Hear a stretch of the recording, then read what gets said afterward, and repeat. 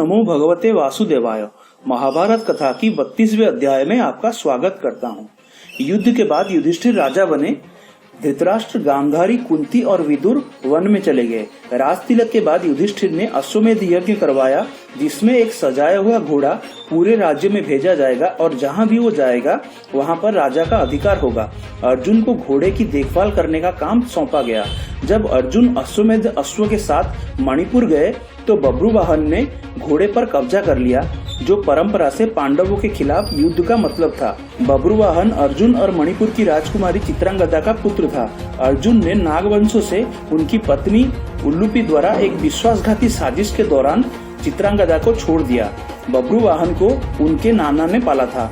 अर्जुन ने मणिपुर और हस्तिनापुर के बीच कोई दुश्मनी नहीं होने के कारण बब्रुवाहन को घोड़ा छोड़ने के लिए मनाने की कोशिश की। बब्रुवाहन ने बोला कि वो अर्जुन को अपनी गुरुदक्षिणा के लिए मारना चाहता है। अर्जुन एक युवा लड़के से लड़ने के लिए अनिच्छुक थे और अपनी सेना की एक छोटी टुकड़ी को घोड़े को वापस देने के लिए बब्रुवाहन को समझाने के लिए कहा। बब्रुवाहन ने सेना को हरा दिया। उसने भीम को भी हरा दिया और वृषकेतु को भी मार डाला। ये जानकर अर्जुन ने बब्रुवाहन को मारने की शपथ ली। अर्जुन ने बब्रुवाहन से युद्ध किया। बब्रुवाहन ने अर्जुन को हरा दिया और उन्हें मार डाला। अर्जुन को मारने के लिए बब्रुवाहन ने दैवी हथियार का इस्तेमाल किया था। ये दैवी हथियार किसी भी व्यक्ति, यहाँ तक कि राक्षसों को भी मार सकता था।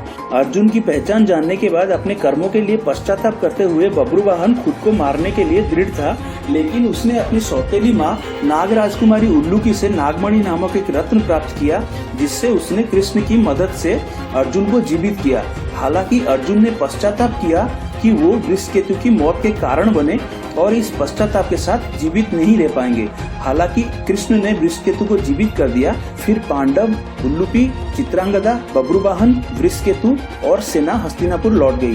गांधारी के श्राप के कारण युद्ध समाप्ति के 36वें वर्ष के दौरान यादव प्रवास के लिए जाते हैं और वहां शराब पीना शुरू कर देते हैं।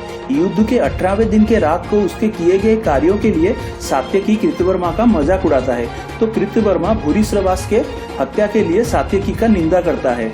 युद्ध के दौरान योद्धाओं ने किसके लिए संघर्ष किया था, इसके आधार पर योद्धाओं ने पक्ष लेना शुरू कर दिया। शराब बहती रही और गुस्सा भड़कता रहा। तब सात्यकी उग्रसेन को मारने के लिए कृतवर्मा की साजिश की कहानी सुनाते हैं।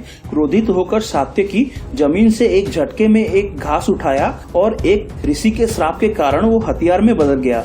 सात्यकी कृतवर्मा का सिर काट देता है और उन योद्धाओं पर हमला करना शुरू कर देता है जो कृतवर्मा के पक्ष में थे। सात्यकी के सहयोगी जैसे कि प्रद्युम्न बचाव के लिए उनसे लड़ाई करते हैं और सब कोई जमीन से घास उठाते हैं और वो एक एक हथियार में बदल जाता है। ऐसे नशे में चूर होकर वो सब आपस में लड़कर मर गए, जिनमें कृष्ण के पुत्र, पोते, संबंधी आदि शामिल थे। तब कृष्ण ने हस्तिनापुर में अर्जुन को सारी द्वारका की औरतों को ले जाने के लिए संदेश भेजा और खुद जंगल में चले गए। पहले से ही बलराम जंगल में एक पेड़ के नीचे बैठे हुए थे। कृष्ण से आदेश लेकर वो अनंतनाग यानी शेषनाग का रूप लेकर अपने लोक में चले गए। फिर कृष्ण जंगल में जाकर योग मुद्रा में लटाओं में लेट गए। एक शिकारी कृष्ण की लाल पैरों को हिरण की कान समझकर वाण चला दिया और पास आकर देखा तो वो कृष्ण थे।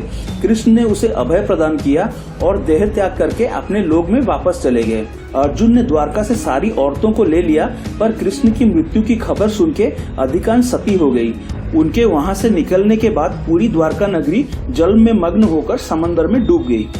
जय श्री कृष्ण।